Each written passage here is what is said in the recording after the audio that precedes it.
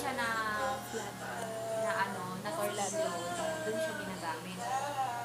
Then yung Philips ko, ginagamit to sa tornilyo na yung nasa ulo niya is cruise.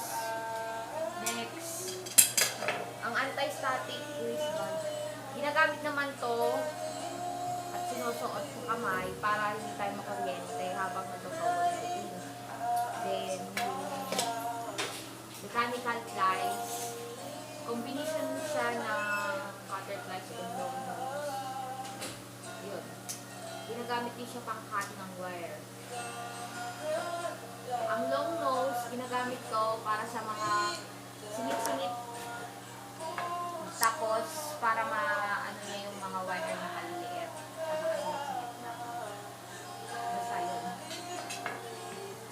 Then, ang last, yung butterfly. Siyempre, pag ibig sabihin ng cutter, pang cut ng wire. Okay, thank you. That's all.